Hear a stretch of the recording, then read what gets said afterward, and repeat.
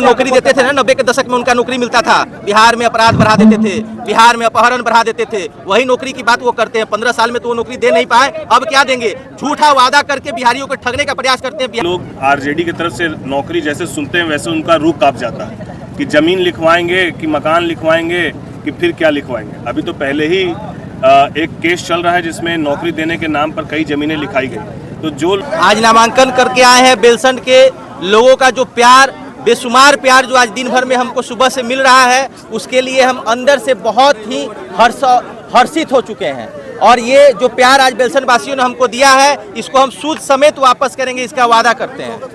बस जनता से ये अपील है कि आज इतने कम समय में जो जनता का प्यार आज हमको मिला है, बस यही प्यार जब वोट में बदलेगा तो आज जब तक मेरी सांस चलेगी, मैं बेलसंड के लिए समर्पित रहूंगा और बेलसंड के विकास के लिए दिन रात एक कर दूंगा। पहली प्राथमिकता बेलसंड जो हर साल बाढ़ के चक्कर में हमारे बेलसंड वासी का जो दशा होता है, वो दशा हम पिछले 2 साल से देख रहे हैं और उनके बीच में रह के उनकी सेवा कर रहे हैं। सबसे पहले उससे उनको बचाएंगे।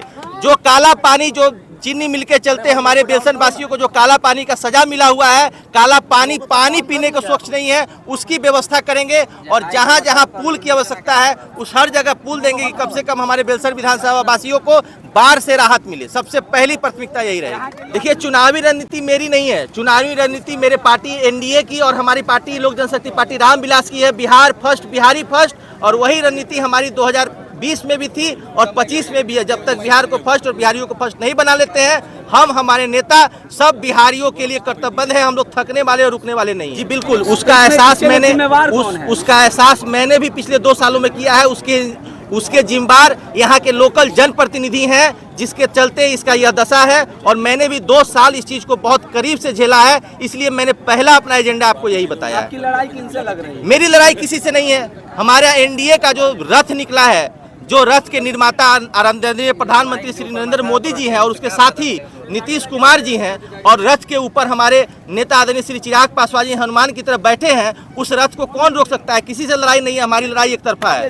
वो नौकरी देते थे ना, 90 के दशक में उनका नौकरी मिलता था। बिहार में अपराध बढ़ा देते थे, बिहार में अपहरण बढ़ा देते थे, वही नौकरी की बात वो करते हैं। 15 साल में तो वो नौकरी दे नहीं पाए, अब क्या देंगे? झूठा वादा करके बिहारियों को ठगने का प्रयास करते हैं। बिहार की जनता बहुत समझदार हो गई है, उनके छलावे में नहीं आने वाली है। और मजबूत साथी जिन्होंने ईमानदारी के साथ, पार्टी के साथ अच्छे और बुरे दोनों वक्त में अपना 100% दिया, और नेता ने भी बेलसंड विधानसभा सीट से ऐसे युवा साथी और हमारे भाई अमित जी को चुनाव लड़ाने का निर्णय लिया।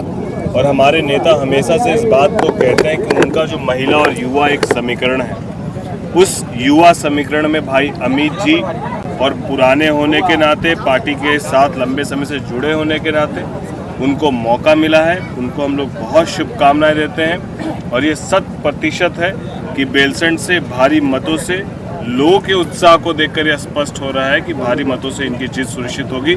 और इसके लिए हम सभी एनडीए के सभी 5 घटक दल के जिला अध्यक्ष, सम्मानित जिला अध्यक्ष भी यहाँ मौजूद है। तो एक सकारात्मक समन्वय के साथ आगामी विधानसभा में बेलसंड विधानसभा से हमारे भाई अमित जी भारी मत से विजयी होंगे। 10,000 देकर के महिलाओं को ठगा जा रहा है, चुनावी जुमला दिया जा रहा है। देखिए, विपक्ष तो अभी आप ही कह रहे थे कि तेजस्वी जी कह रहे थे कि नौकरी मिलेगा, तो अब बिहार के लोग आरजेडी की तरफ से नौकरी जैसे सुनते हैं वैसे उनका रूह कांप जाता है कि जमीन लिखवाएंगे कि मकान लिखवाएंगे कि फिर क्या लिखवाएंगे। अभी तो पहले ही एक केस चल रहा है जिसमें नौकरी देने के नाम पर कई जमीनें लिखाई गई। तो जो लोग स्वयं अपने कार्यकाल में ये करते हैं, वो दूसरों के ऊपर क्या लांछन लगाते हैं। तो इसीलिए मुझे लगता है कि उनके ऊपर कोई टीका टिप्पणी करने की आवश्यकता नहीं है। लोग भली भांति अवगत है। लोग मानते हैं कि बिहार की राजनीति को जातीय तराजू में तौली जाती है।